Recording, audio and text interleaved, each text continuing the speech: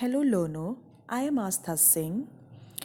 This is my channel Literary Scholar and here we are going to study the summary of History of English Literature by William Geelong.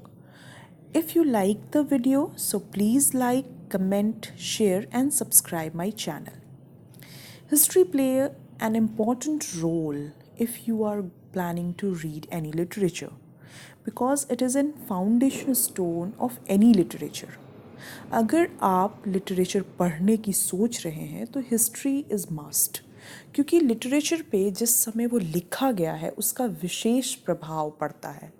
So on this note, let's start the very first lesson of the series of History of English Literature, and here we go. The first chapter of this book is basically an introduction, and we start with the second chapter. The second chapter is Anglo Saxon or Old English period from 480 to 1050 AD. Under this chapter, the first topic is our first poetry. And under this topic, we are going to study about all important Anglo-Saxon poetry. Let's begin with Beowulf. It is an epic and heroic poem. Its author is unknown. Its author is totally unknown. Before taking a look of Beowulf, first see what is an epic. So, epic is a long poem, typically derived from ancient oral tradition, narrating the deeds and adventure of heroic or legendary figures. So, epic एक narrative poem है जो हमारे folklore के heroes के praise में लिखी जाती है. एग्जाम्पल के लिए Mahabharat, Ramayan, बेओवुल्फ, etc. Let's see the short summary of Beowulf, which is important for us to know. Beowulf is the story of a hero Beowulf. इसका जो setting है वो डेनमार्क बेस्ड है. डेनमार्क का king Hrothgar was very upset because of a monster named Grendel. एक Grendel नामक monster के आतंक से परेशान है रॉथगर, and ग्रैंडल used to attack on the sleeping warriors and carried their bodies under the sea. जो ग्रैंडल है वो वॉरियर्स पे अटैक करता है और उनकी जो बॉडी होती है वो समुद्र के अंदर लेके चला जाता है. Beowulf decided to help them. क्यों? Beowulf क्यों डिसाइड करता है डेनमार्क को हेल्प करने के लिए? Because the king of Denmark was the friend of Beowulf's father. Beowulf fight with Grendel and killed him. But her mother, again, who is half woman, half human, came to take an avenge of her son. उसकी माँ अपने बेटे के खून का बदला लेने के लिए वापस आती है और अगेन बियोवुल्फ उसको मार देता है. And entire Denmark celebrating his victory, and this is all about Beowulf, and that much is important to know, not more than that. So the next important poetry is Widsith. Widsith expressed the wandering life of the gleeman who goes all around the world and rewarded for his singing. तो ग्लीमन कौन है? आगे बढ़ने से पहले हम जानते हैं कि ग्लीमन कौन है. ग्लीमन वो लोग होते हैं जो स्पेशली गाना गाते हैं या इंटरटेन करते हैं अपने सॉन्ग के through, and they are very important and very honoured person in Anglo Saxon society. Okay, so Widsith is all about the life of the gleemans. Okay, in the series of our first poetry, the next important poetry is the Dior's Lament. It is a lyrical poem. It is a lyric. So what is lyric? Lyric is the short poem reflecting some personal emotion like love and grief. Lyric जो होती है वो छोटी सी poem होती है जो इंसान के इमोशंस को एक्सप्रेस करती है, और जो डियोर्स लैमेंट है ये एक तरीके का लिरिक है. अब what is it? The key note of Deor's lament is his sorrow passed away so will mine. इस पूरे पोएम का जो सार है आप कह लो वो इसी में है कि जैसे किसी सामने वाले को जब आप देखते हो और उसका दुख अगर वो ख़त्म हो रहा है, उसी तरीके से मेरा दुख भी ख़त्म हो जाएगा। यही पूरे पूरे पोएम का मेन थीम है। This is also based on the gleeman and Scop's life who face grief and sorrow and consoling themselves by saying this. और ये भी उन्हीं एंटरटेनर्स की स्टोरी है जिसको कि पोइट्री के थ्रू एक्सप्रेस किया गया है, और ये उसी चीज़ को बोल के अपने आप को कंसोल करते हैं कि जैसे उसका दर्द ख़त्म हो गया वैसे मेरा भी दर्द ख़त्म हो जाएगा। In the series, the next important work is The Seafarer. The Seafarer is a wonderful poem divided into two parts. First show the hardship of the ocean life, and second part is an allegory in which the trouble of the seamen are symbol of the trouble of this life, and the call of the ocean is the call of the soul. कहने का मतलब ये है कि जो सी Ferrer है वो दो पार्ट में डिवाइड है। पहला जो है वो ओशन लाइफ को डिनोट है, और दूसरे पार्ट में कंपेयर किया गया है ओशन लाइफ जिन लोगों की होती है उनके लाइफ में जो हार्डशिप होती है वो नॉर्मल लाइफ के हार्डशिप से उसको कंपेयर किया गया है। और जैसे कि ओशियन कॉलिंग द सीमेंस, उसी तरीके से ऐसा माना जा रहा है कि वो आपकी सोल की कॉलिंग है, सोल आपको बुला रही है। So it is the C Ferrer.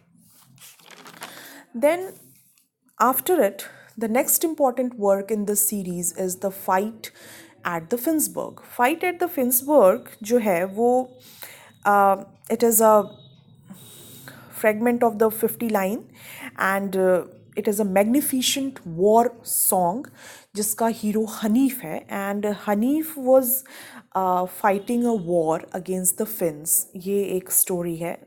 It is not very important, but you have to know कि हीरो कौन है। Hero is the Hnaef, and वो लड़ता है और 5 दिन तक बैटल चलती है और they won the battle. So it is all about the fight at the Finnsburg. Second important, again, the important work is Walder.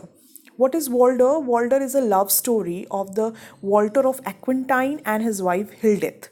Hildith and Walter of Aquitaine की ये Aquitaine की ये love story है जिसको summarize किया गया है।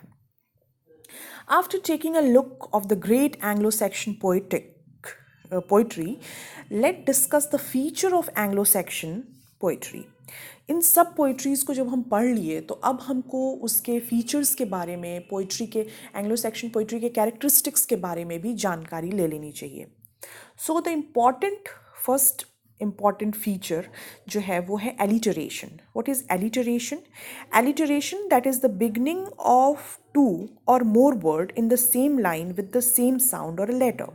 कहने का मतलब ये है कि एक ही साउंड और लेटर का रिपीटिशन एक ही लाइन में इज़ कॉल्ड एलिटरेशन। इसको अनुप्रास अलंकार कहते हैं। हिंदी अगर किसी ने जाना होगा तो हिंदी लिटरेचर के अगर कोई स्टूडेंट सुन रहे हैं तो फॉर दैम। फिर दूसरा important thing is caesura. What is सेसोरा?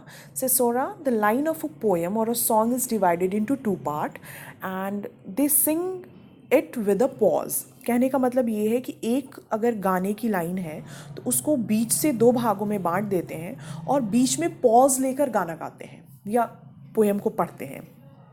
तो ये भी एक इम्पॉर्टेंट पार्ट था, फीचर था एंग्लो सेक्शन पोइट्री का। तीसरा इम्पॉर्टेंट फीचर है कि पूरी एंग्लो सेक्शन पोइट्री में राइम वॉज मिसिंग, कोई राइमिंग नहीं है।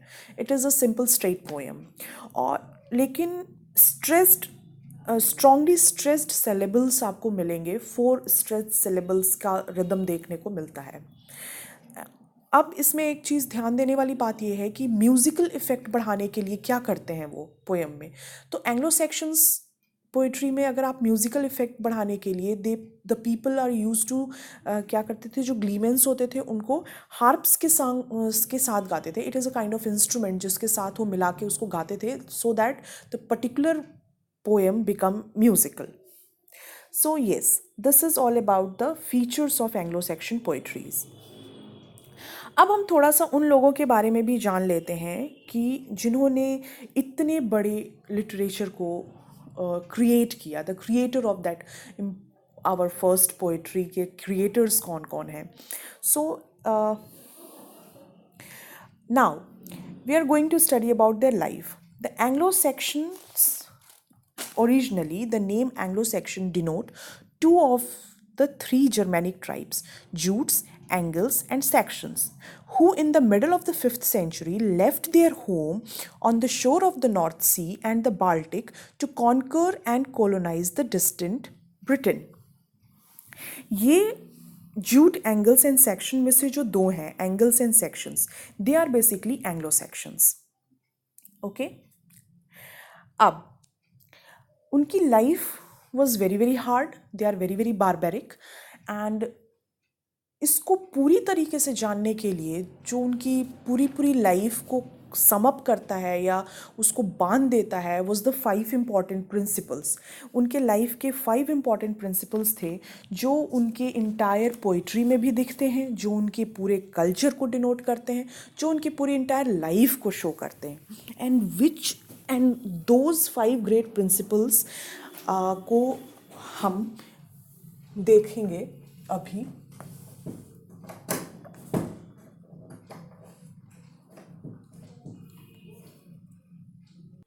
So, the 5 great principles are as follows. Pehla, their love of personal freedom. Okay. Second, their responsiveness of nature.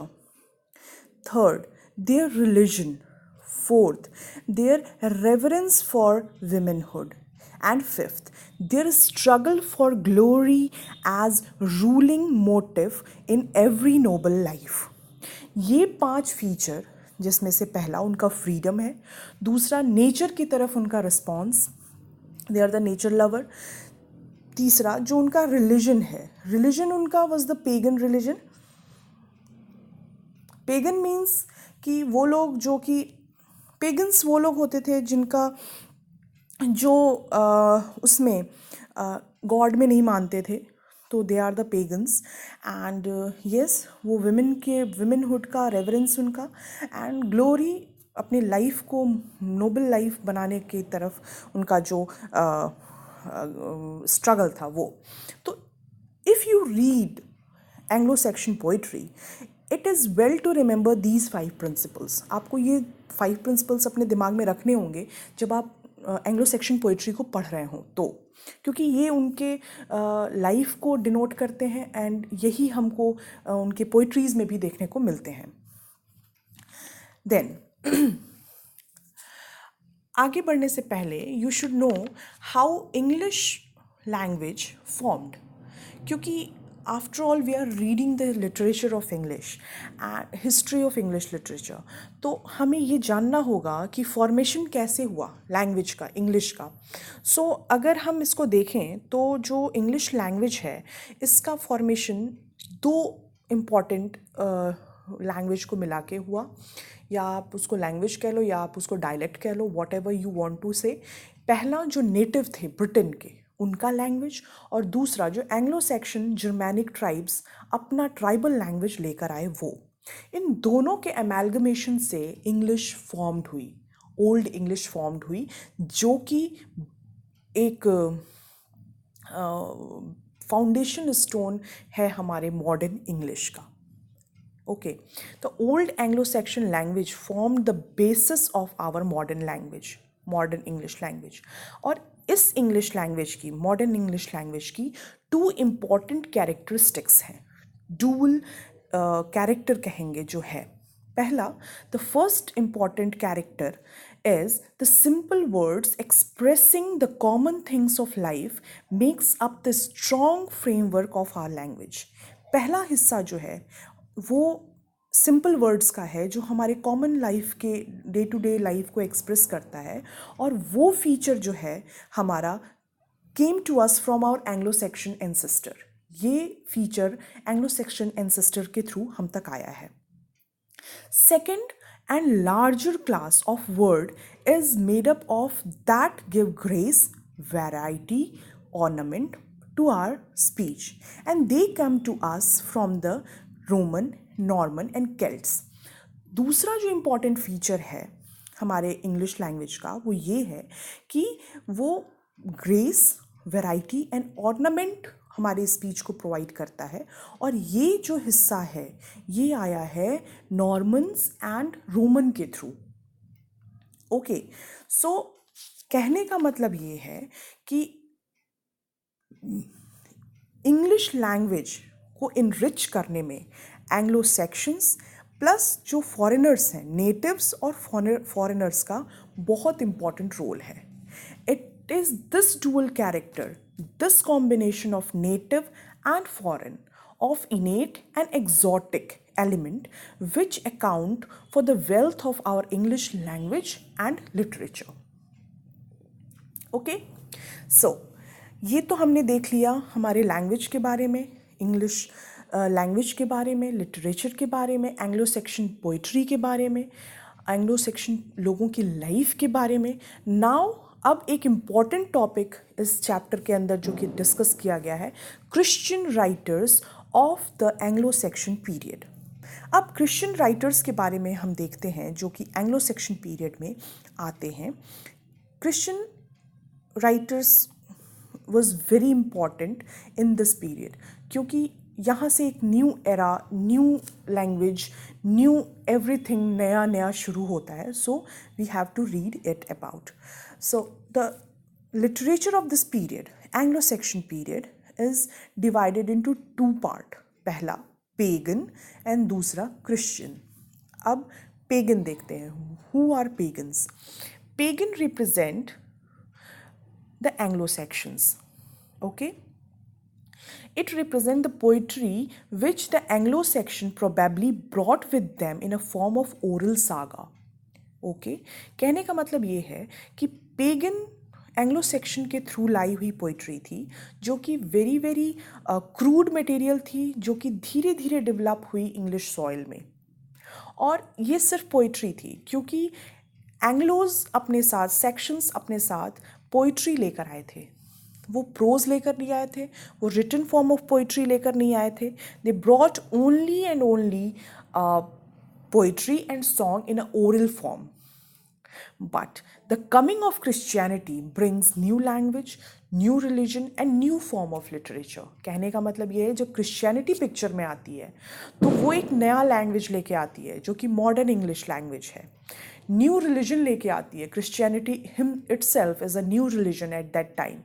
And new form of literature, prose develop होता है, different different other forms develop होते हैं literature के। So ये सारी चीज़ें was brought into the picture by Christianity।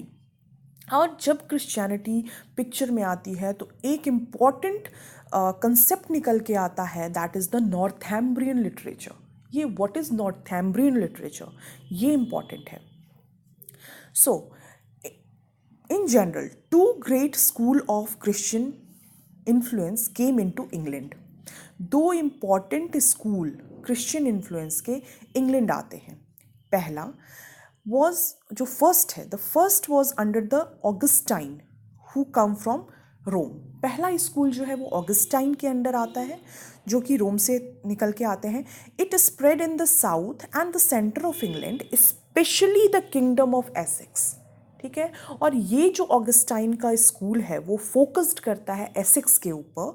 और इसका जो बेसिक फीचर था इस स्कूल का, ऑगस्टाइन के स्कूल का, वो ये था, they pay attention in spreading education, making people educated, but it produce no lasting literature. उन्होंने कोई लिटरेचर की तरफ उन्होंने काम नहीं किया। They are trying to make people civilised, इस तरीके मतलब लोगों को एडुकेट किया, बट लिटरेचर की तरफ उनका बहुत योगदान नहीं रहा। On the other hand, the second school, that is of Saint Aidan का स्कूल था, who come from Ireland. The country had been for a century a centre of religion and education for all western Europe. वो Ireland से आए जो कि hub था religion का, education का। पूरे वेस्टर्न यूरोप के लिए it is the hub. And the monk of this school work chiefly in Northumbria, and their influence we owe all that is best in Anglo-Saxon literature। और इन्हीं का वो मेहनत है, नॉर्थैम्ब्रियन में जो फॉलोअर्स काम किए सेंट एडन के, उन्हीं की बदौलत आज जो हम लिटरेचर पढ़ रहे हैं वो लिटरेचर हमारे सामने एज इट इज़ पड़ा हुआ है। अब इस नॉर्थैम्ब्रियन स्कूल में 3 इम्पॉर्टेंट नाम निकल के आते हैं जो कि राइटर्स हैं of Anglo Saxon period is Bede, Caedmon and Cynewulf. Bede 673 to 735, the father of our English learning, wrote exclusively in Latin, ये लैटिन में लिखते हैं और इनको father of our English learning भी कहा जाता है। His last work the translation of the gospel of John into Anglo Saxon have been unfortunately lost. तो ये एक इंपॉर्टेंट क्वेश्चन निकल के आता है कि बेट की कौन सी ऐसी जो रचना है वो लॉस्ट हो गई, तो that is gospel of John. Okay, अब द मोस्ट इम्पॉर्टेंट वर्क जो बेड का हमको देखने को मिलता है is ecclesiastical history of English people. ये एक इम्पॉर्टेंट रचना है जिसको कि हम फर्स्ट हिस्ट्री ऑफ इंग्लैंड भी कहते हैं। Okay, now the second important writer of Northumbrian school is Caedmon. Caedmon is the first poet to whom we can give a definite name and date, जिसके बारे में हमको definite name and definite date पता है, he is Cadman। Cadman को Anglo Saxon Milton भी कहते हैं और इनके बारे में एक स्टोरी बहुत फेमस है दैट कि वो ग्लीमन कम्युनिटी से बिलोंग करते थे but he is unable to sing, वो गा नहीं पाते थे और जिसकी वजह से he was very very ashamed of, कभी कभी उनको बहुत शर्मिंदगी महसूस होती थी और उनको बहुत बुरा लगता था। तो एक दिन क्या होता है, he was while he is sleep और उनको एक ड्रीम आता है, सपना आता है जिसमें गॉड कन्फ्रंट करते हैं उनको और कहते हैं कि तुम मेरी ग्लोरी गाओगे in front of the people, and उस सपने के बाद ही start singing. So this is the story behind Caedmon. सो ये आप कह सकते हो कि दिस इज़ इम्पॉर्टेंट थिंग जिसको कि आप मिल्टन को इनको कंपेयर कर सकते हैं। एंड कैडमन का इम्पॉर्टेंट वर्क पैराफ्रेज है। ओके, ये इतना आपको पता होना चाहिए, not more than that. Then Cynewulf is the third important name which we read when we read about Northumbrian literature, or Cinebulle, the greatest of the Anglo-Saxon poet, and he is the only one of our early poets who signed his work, जिनके work के नीचे sign मिलता है। और इनके important जो signed poem है जिस पे इन्होंने साइन किया है was the Christ, Juliana, Fates of apostle and Elene. और इनके कुछ अनसाइंड पोएम भी हैं जो कि हैं Andreas, the phoenix, the dream of the rood, the wanderer, the descent into hell etcetera. अब इन सब में एक चीज़ इम्पॉर्टेंट है, the dream of the rood, because last year I think so कि this was the question in UGC NET कि what is rood in dream of the rood. Actually dream of the rood is the story of a cross. एक narrator है, narrator को vision आता है cross का, cross the Christ जिस पे crucified हुए हैं, दैट क्रॉस को वो विजन में देखते हैं and that cross was explaining his story. वो अपने फीलिंग्स को एक्सप्रेस करता है, अपनी चीज़ों को एक्सप्रेस करता है कि कैसा था वो time when he was facing the anger of the people used to cut the tree and then कैसे फिर वो ग्लोरीफाइड हुआ। तो ये पूरे चीज़ को, इस पूरे जर्नी को क्रॉस ने विजन के थ्रू नरेटर को एक्सप्रेस किया है and it is a very beautiful poem. If you have a time so please go through the summary of it. I like this poem very much. So it is very very beautifully described. So yes, this is all about Cinewolf, and after that Danes का जो आक्रमण होता है English पे, English coast पे, जिसकी वजह से पूरी Northumbria was distorted, literature was destroyed and all the libraries were burned, और इस तरीके से Northumbrian literature was came to an end. फिर इसके बाद we take one name which was there when we used to read the literature, जिसमें कि king Alfred का नाम आता है। King Alfred was a greatest Anglo-Saxon king, chiefly known as translator and इनके 4 इम्पॉर्टेंट ट्रांसलेशन वर्क हैं, जिसमें पहला है ओरिशियस का universal history and geography, the leading work in general history for the several century. दूसरा इम्पॉर्टेंट ट्रांसलेशन है king Alfred का Bede's history, जिसको कि the first great historical work written on English soil भी कहते हैं। तीसरा इम्पॉर्टेंट वर्क ट्रांसलेशन का है पोप ग्रेगोरीज का shepherd's book intended specially for the clergy. And fourth है बोएथियस का consolation of philosophy, the favourite philosophical work of the middle age.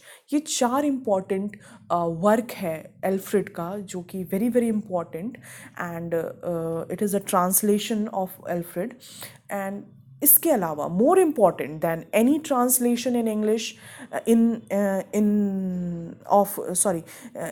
more important than any translation of Alfred, English और section Chronicle जो कि इनके through organised की गई was utmost important work of King Alfred, because that chronicle was continued after the death of Alfred, after the Norman conquest. It continued and it जो भी आज हम थोड़ा बहुत एंग्लो सेक्शंस पीरियड को विजुअलाइज कर पा रहे हैं, सो हम कह सकते हैं the basic source of Anglo Saxon period जिसके थ्रू हम एक पिक्चर ड्रॉ कर पाते हैं was these chronicles. So yes, it is one of the most important part of the literature of Anglo-Saxon period. So after this, we came to an end of this chapter. There are some chronicles also given in last page, which is take a look of that. In 867, Danes conquer Northumbria. In 901, death of Alfred. Then 860, Anglo-Saxon chronicles begin, and 991, the last known poem of Anglo-Saxon period. I think so this is important chronicles, and this is an end. So in the next video we are going to read about Anglo-Norman period, which is also known as the Middle English period. And if you like the video, so please like, subscribe, and comment if you feel that there is some mistake. I will try to improve it in my next video. Till then, take care and stay blessed.